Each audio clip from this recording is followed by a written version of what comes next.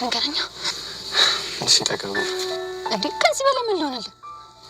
እሺ በቃ ግን ሰላም እንዳልሽኝ ታውቂያለሽ? አለች ቶሎ ተጋቡ። ምን አለችኝ? እሺ ምን ያደረጋችሁ ነበር?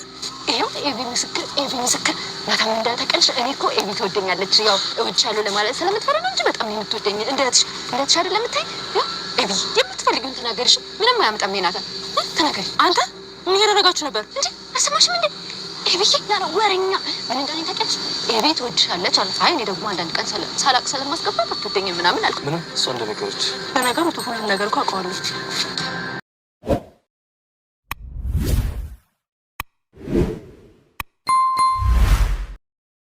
ሰላም ለእናንተ የሆኑ ድና የተከበራችሁ የቻናል ቤተሰቦች ሁላችሁም ሰላም ብያለሁ። በያላችሁበት ሰላማችሁ በዘት ተረፍረፍ ይበልኝ እያልኩኝ ሀሳብ አስተያየትን ኮመንት ላይ እያስቀመጣችሁ ቪዲዮ ላይክ እያደረጋችሁ ለምታበረታቱኝ ሁላችሁንም ከልብ አመሰግናለሁ። ዳጣ ዲራማ እዤላችሁ መጥቻለሁ ማለት ነው። ዳጣ ዲራማ ደስ የሚልና አስተማሪ ዲራማ ነው ማለት ነው። እሱም እንግዲህ የወይዘሮ ማርታና የአቶ ደረጀ ጉዳይ ነው። እሷም እንግዲህ በዛሬው ዕለት አፋጣው ነበረና የሰላም ጉዳይ በጣም እያስጨነቀኝ ነው ብትለውም እንግዲህ ምንድን ነው ነበር ያላትና እሱም የሰፈሩ መንደርተኛ ነበር ያለችውና የሰላም ልጅ ጉዳይ ስትል እንግዲህ በጣም ነው የደነገጠው አቶ ደረጀና ለምንድን ነው የደነገጠው? ለምንድን ነው እንደዚህ የተርበተበተው? እሱንም እነግራችሁ ይሆናል። እንደዚሁም አቤጌልም እንግዲህ ናታንን አስክራ አረቄ ሰጥታው አብረው ልትተኛና ከሱ ልታረግዝ እሱ ካረገዘች በኋላ በግድ አግባኝ ልትለው ማለት ነውና ይሄ አይነት ነገር እንዴት ነው የሚታየው? ወይዘሮ ማርታ ጋር የማይታሰብ ነገር ነው እንደዚህ አይነት ልክስክስነት ስራና አቶ ደረጀም ደግሞ ይሄ ልጅ አይወዳትም የማይወዳት ወንድ ልጅ ደግሞ የማይወዳትን ሴት ማግባት የለባትም በፍጹም እነሱ ልጅ መጋባት የለባቸውም እያለ ነው የሚገኘውና ይህን ሁሉ ዝርዝር ዘገባውን እንግዲህ የማቀርብላችሁ ይሆናል። እስከ ፍጻሜው ድረስ አብራችሁኝ ሆኖ እያልኩኝ በአክብሮት ጠይቃለሁኝና እንግዲህ ወይዘሮ ማርታ ምንድነው መጀመሪያ እንግዲህ በጣም እየተጨነቀች ነበርና እሱም ምን ሆነሽ ለምትጨነቂው ምን ተፈጥሮ ነው ብሎ ነበር እየጠየቃትና እሷም እንግዲህ የሰላም ልጅ ጉዳይ ነበር ያለችው። የሰላም ልጅ ጉዳይ ስትል ምን ሆነች የሰላም ልጅ ብሎ እንግዲህ የሰላም ልጅ ሲባል እንግዲህ በሆዷ ያለውን እርግዝና ሳይሆን እሱ ያሰበው ስለ ዳጣን ያሰበው የሆነ ነገር ሰምታ ነው ብሎ ነበርና ነገር ግን ታዲያ በጣም ነበር የደነገጠው። በጣም እንግዲህ ፊቱ ላይ በጣም ድንጋጤ ይታይበታልና እሷም እንዴ ምን ሆነሃል አንተ እኮ በጣም እየደነገጥክ ነው።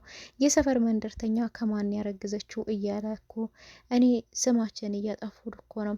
መቼም ሌላ ነገር ማን ይጠረጥራሉ? አንተኑ ጠርጥረው እኮ ነው ነበር ያለችውና እሱም ታዲያ ለዚህ ነው እንዴ እንደዚህ የምትጨነቂው ነበር ያላትና እና ከዚህ የበለጠ ሌላ የሚያስጨንቀኝ ነገር ምን አለ? ይሄ ትዳር እኮ የተከበረ ትዳር የተከበረ ቤት ሰው የሚቀናበት ትዳር ነው። እንዴት ባሉ ባልታ ስማችን ይጠፋል ነበር ያለችውና ይሄማ ቀላል ነገር ነው። እነሱም ያውሩ አውርተው ሲደክማቸው ይተውታል። ሌላው ደግሞ ሰላም ደግሞ ባሏን አምጥታ ታስተዋውቀና ካልሆነም ደግሞ ስትወልድ አሁን ሳይንስ ነገሮችን ሁሉ አቅልሎልናልና ልጁን እናስመርምራለን ነበር ያለውና ልጁን አስመርምረን በየመንገዱ ላይ ሁሉ በየታፔላው ላይ የልጁ የደረጀ ልጅ አይደለም እያል ለመንደርተኛውም ለሰፈሩ ሰዎችም እናስለጥፍላቸዋለን ነበር ያለውና እውነት ነው እንግዲህ ለመንደርተኞች እናስለጥፍላቸዋለን ያለው ነገር ግን ነገሩ እንደዛ አይደለም። ነገሩ ወደ ሌላ ነው ትላላችሁ ማለት ነውና ነገሩ ወደ ሌላ ነው። ቢመረመረው ልጁ ያተደረጀ ልጅ ነው። ይሄንን ሚስጥር ግን የሚያውቀው ሰላም ብቻ ናት። ይሄንን ሚስጥር የምታውቀው ሌላ ማንም የሚያውቀ የለምና ይሄ ሚስጥር እንግዲህ ይሄ እውነቱ ሲወጣ ራሱ የዳጣም አንድ ታሪክ ነው። የሷም ደግሞ ገና የሚወለደው የዳጣ እህት ወይም ደግሞ ወንድም ራሱን የቻለ ታሪክ አለው ማለት ነው። እንግዲህ ማርታ በዚህ ጉዳይ በጣም እየተጨነቀች ቢሆንም ያው አቶ ደረጀ ግን ቀለል አርግቶት ለሰው ወሬ ጆሮ አትስጪ እያላት ይገኛልና አውርተው ሲበቃቸው እነሱም ዝም እንደሚሉም እየነገራት ነበረና እሱ ግን ያስጨነቀው የዳጣ ጉዳይ ነው እንጂ ገና የሚወለደው ልጅ ስለሱ የሚመለከተው ነገር አይደለም። ሰላም ደግሞ የልጇን አባት አምጥታ ማስተዋወቅ አለባት ወዳ ሳይሆን በግዷ በማለት እንግዲህ ደምድሟል ማለት ነው ከወይዘሮ ማርታ ጋራ። እሷም አዎ ግዴታ ነው እሷ እንዳለችው የሚሆን ነገር አይደለም አምጥታ ማስተዋወቅ አለባት የልጇን አባት ብላለች ማለት ነው። ወይ በደንብ ሳስጨነቋት ግን የልጅ አባት አንተ ሆነ ካለችው ጉዱ ፈነዳ ነው እንግዲህ ያበጠው ነው የሚፈነዳውና ሌላው እንግዲህ አቤጌል በግዴታ እሱን አገባዋለሁ እያለች ድጋሚም ደግሞ እየተጨነቀች ነው የምትገኘውና እሷም እንግዲህ ሌሊቱን ሁሉ አልተኛውም ሲጨነቅ ነው ያደርኩት ነበር ያለችው ለአቶ ደረጀና እሱ ምንድን ነው የሚያስጨንቅሽ? የሰላም ልጅ ጉዳይ ከሆነ እሷ ራሱ ትጨነቅበት፣ እሷ ራሱ አምጥታ ታስተዋውቀን። እኛ የሚያስጨንቀን አንቺን የሚያስጨንቅ ነገር አይደለም፣ ካልሆነ ደግሞ ሌላ ሰራተኛ ተጨማሪ ሰራተኛ እንቀጥርላታለን ነበር ያለውና እሷስ እሱ አይደለም ያስጨነቀኝ የኔው ልጅ የኤቢ ጉዳይ ነው ነበር ያለችውና ምንድን ነው ቢላትም እንግዲህ እሷም እንግዲህ የምርቃቷ ዕለት ትምህርቷን ጨርሳ ስትመረቅ ናታን ቀለበት ሊያደርግልኝ ይገባል፣ አስቡበት፣ በደንቡ ደግሱልኝ እያለች ትገኛለች። እኔ እያሰብኩበት ነው፣ አንተስ እያሰብክበት ነው ነበር ያለችውና እሱ ግን እኔ ምንም አላሰብኩበትም፣ ምንም አላስብበትም፣ የእነኚህ ልጆች ነገር በፍጹም የማይሆን ነው። ናታን በፍጹም አቤጌልን አይወዳትም ነው ያለው። እንግዲህ አባትየው እኛ ወንዶች የማንወዳትን ሴት አግብተን አብረን መኖር አንፈልግም፣ እኔ በሱ ቦታ ሆኜ ነው የምነግርሽ ነበር ያላት እና እሷ ግን ይዋደዳሉ ደሬ፣ እኔ እኮ ከዛን ቀን 2 ቀን ደውሎልኛል የናታን አባት ነው ያለችውና ስለዚህ እሱ ስለደወለ ብቻ አይደለም፣ ጊዜው እንደ ድሮ ጊዜ አይደለም፣ እንዳሁኑ የተለየ ጊዜ ነው። ልጆች በፍላጎታቸው እንጂ እሷ ብቻ ስለወደደችው እሱ ሳይወዳት በግዴታ ተጋቡ ተብሎ ልጄን ህይወቷ ተበላሽቶባት በህይወቷ ውስጥ እያዘነች እየቆዘመች እንድትኖር አልፈልግም ነው ያለው። እውነት ነው እንግዲህ አቶ ደረጀ እሱ በፍጹም አይወዳትም፣ ጭራሽ በትዳርም አስቧትም አያውቅም ማለት ነው። እሱ እንግዲህ እፍ ያለ ፍቅር ውስጥ አሁን ያለው ከዳጣ ጋር ብቻ ነውና አቶ ደረጀ ግን ዳጣና አቤጌል አብረው ዳጣና ናታን አብረው እንዳሉ በደንቡ ጠንቅቆ ያውቃል ማለት ነው። እሷን እንደሚወዳትም በደንቡ ነው ጠንቅቆ የሚያውቀውና ስለዚህ ከአቤጌል ጋር በፍጹም እንዲጋቡ አይፈልግም። ደግሞ ወደ እውነታውም ስንሄድ ደግሞ ናታን በፍጹም እሷን አይወዳትም፣ ጸባይም የላትም ሊያን እንግዲህ እንደምናያት ነው ማለት ነውና እሷ በቃ ምን ጊዜም እንደተቆጣችው በቃ እሷ ሲያይ እንዲደሰት ሳይሆን እንዲሳቀቅ ነው እያደረገችው ያለችው። ዳጣ ግን በተቃራኒው እሷን ሲያይ በቃ ሳቅ፣ ደስታ በቃ ይሄ ብቻ ነው የሚታይበት ማለት ነውና ስለዚህ እሷም እኔ አስብበታለሁ በቃ አንተ ባታስብበትም እኔ ነኝ ምደግስላት እያለ ትገኛለች። ወይዘሮ ማርታ ነው እና እሱም እንግዲህ አይመለከተኝም ብሎ ነበር ባለበት ትቷት ይወጣውና ሰላምዬም እንግዲህ እንክብካቤዋ እየቀጠለ ነው። እንግዲህ የዳጣ እንክብካቤ በታኛችበት ጠዋት እንግዲህ ቁርስ ሰርታላት ሻይ ሰርታላት ነበር ያደረሰችላት ለዳጣና ዳጣ ግን በጣም ነው የደነገጠችው። ሰላምዬ እንክብካቤሽ በጣም ጨምሮብኛል፣ እኔ እንደዚህ አይነት እንክብካቤ በህልሜ ብቻ ነው አይቼ የማውቀው እንጂ በውኔ አይቼ አላቅም፣ እያስደነገጥሽ ነው። አንቺ ደግሞ እኮ ነፍሰ ጡር ነሽ። እኔ ነኝ እንጂ እኮ በጠዋት ተነስቼ ለአንቺ ቁርስ መስራት ያለብኝ አንቺ አልነበርሽም፣ ልታስኮንኝ ልታስቀስፊ ነው የነበር ያለቻት እና እሷም ናፍቀሽኝ እኮ ነው ዛሬ አብረሽኝ ስላላደርሽ ተነሽና ቁርስሽን ብዬ ነበር ያለቻት እና በዛ መሀል ግን ውሃ ተንቅልፏ ተነስታ ተጣጥባ ምናምን እንግዲህ ወደ ኩሽና ስትሄድ ሰላም የለችም። ሰላም ዳጣ ክላስና ሰላምዬ ብላ ስትጣራ ማንንም አላገኘችም። ቀጥታ እንግዲህ በቃ ውሃ ምንድን ያለችው ዳጣ ክፍል ሄጄ እንደውም ኬክ ግዢልኝ እላታለሁ ብላ እንግዲህ ዳጣ ክፍል ስትሄድ ሰላም እሷን አታይ እንግዲህ ጀርባዋን አዙረው እያወራኝ ነበር እና ከዳጣ ጋራ እሷ ግን ከዳጣ ጋራ በመጠቃቀስ እሷ የሰራችውና ለዳጣ የመጣችው ምግብ ቀስ ብላ ወስዳ እንከታ አርግታ ነበር የበላችው ማለት ነው። እና እሷ እየበላች ነበረ። ዳጣም እንግዲህ እሷ እንደወሰደች አይታለች፣ ተጠቃቅሰው ነው የወሰደችው እና ነገር ግን ሰላምዬ መለስ ስትል ጠረጴዛው ላይ ሻይ ብቻ ነው ያገኘችው፣ ምግቡን አላገኘችም።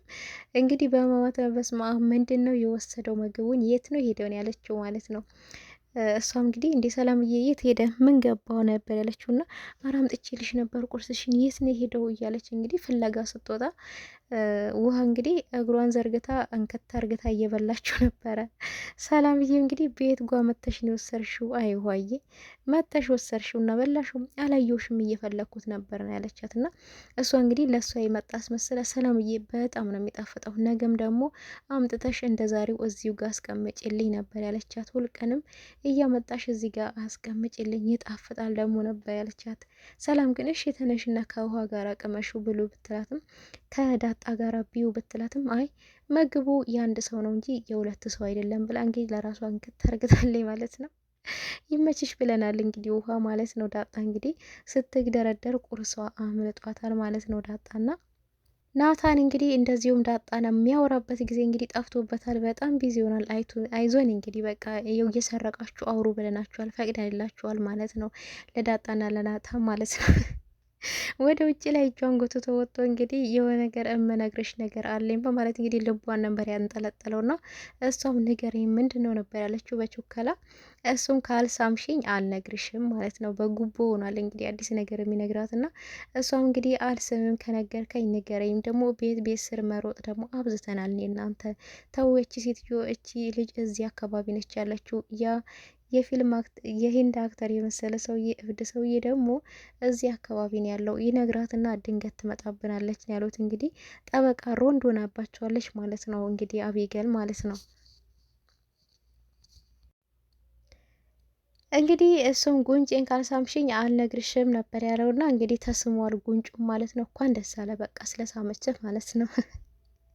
ዝም ብሎ ሊነግራት ነበር። እንዴ ሞኝ ነው እንዴ እሱ ደጋረክ ማለት ነው። እና እሷም እንግዲህ ምንድን ነው ነገር የምትለው ሰላምዬ ቶሎ መጋባት አለባችሁ ብላለች ነበረ እንግዲህ ያላት። እና እሷም ወሬኛ ለዚህ ነው እንዲ ልቤን ያንጠለጠልከው ሰላምዬ አትልም አላለችም ሰላምዬ ብላው ነበር የተናደደችበት ማለት ነው። እና እንግዲህ እነሱ አብረው ቆሞ እያሉ ድንገት እንግዲህ አቤጌል መታባቸዋል። አቤጌልም የመጣችው እንግዲህ አርጁን አረቄ ግዛና አምጣልኝ ብለዋለች ማለት ነው። አረቄውን እንግዲህ የታሰበበት ነገር አለ። ያሰበችውን ነገር ደግሞ የከፋ ነገር ነው ያሰበችውና አረቄውን እንግዲህ እሱን ምን እንዳረክበት አላቅም ቅመስ ብለው እንግዲህ አርጁን አረቄውን አስቀምሰው በሀይላንድ ይዛ መታለች። እሱን ይዛ ስትመለስ እንግዲህ አንድ ቦታ ታገኛቸዋለች ማለት ነው እነሱንና ድንገት ስትመጣባቸው ምን እያደረጋችሁ ነው ስታላቸው እንግዲህ ዳጣ እንግዲህ ሽውርውድ አርግታ ቅጽፍጽፍ አርግታ በቃ ነገሮችን ሽውርውድ አርግታታለች ማለት ነው። ይኸውልሽ ይሄ ናታን ወሬኛ ነው። እዚህ ጋር ጠርቶኝ ኤቢ ትወድሻለች እወድሻለሁ ለማለት አፍራ ነው እንጂ ብሎ እያለ እያወራኝ ነበር። ድንገት አንቺ መጣሽ፣ ይሄው ከሱ ጋር አንተ አጫውታት ብላ እንግዲህ ግፍጥ አርግታው ሄዳለች ማለት ነው። እሱም ምን እያደረክ ነበር ያለችው ተኮሳትራ ማለት ነው። እንደዚህ ተኮሳትራ የምትቆጣጠረው ሰውዬ እንዴት ሆኖ ነው ባሏ ሊሆን የሚችለው ማለት ነው። እኛ ራሱ በናታን ቦታ እኮ ተሳቀቅንለት። አይዞን ወንድማችን ናታን እንለዋለን ማለት ነው። እና እንግዲህ ምንም የሰምተሻል ዳጣ ነግራሻለች ነበር ያላትን። እሺ እኔ ነገሩ እውነቱን አውቀ የለ በቅርብ እሰራለሁ ካለው ብላ እንግዲህ ዝታበት ነበር ወደ ቤት የገባችው። ቤትም ስገባ እንግዲህ ወይዘሮ ማርታ ጠርታ እያወራቻት ነበርና እሷም ቀጥታ እንዲሄደ የናታንና ጉዳይ ነበር የጠየቀቻትና እሷም እንግዲህ ይህኔም እሱን ላወራሽ ነበረ የፈለግኩሽ፣ አባትሽ አይሆንም እሱ አይወዳትም ብሏል። በፍጹም አባትሽ ከኔ በላይ ላንቺ ያስብልሻል። ወንድ ልጅ የማይወዳትን ሴት ማግባት የለበትም ብሏል።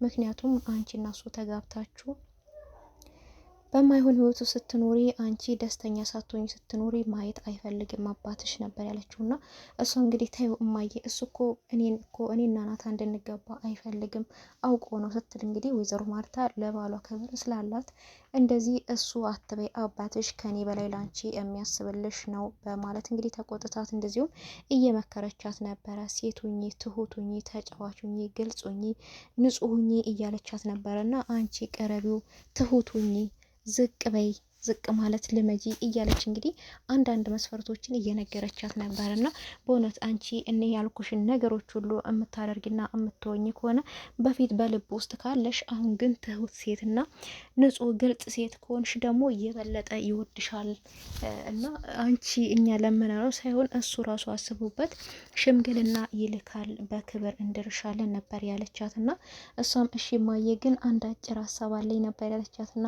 ምንድን ነው በትላት እንግዲህ አጭሩ ሀሳብ ያው እንግዲህ ይህን ሁሉ ርቀት ገና ትህትና ምናምን ዝቅ ማለት ጋር ሳትሄድ እንግዲህ ባጭሩ ማለት ነውና አትቆጪና ባጭሩ ባረግዝበትስ ነበር ያለቻት።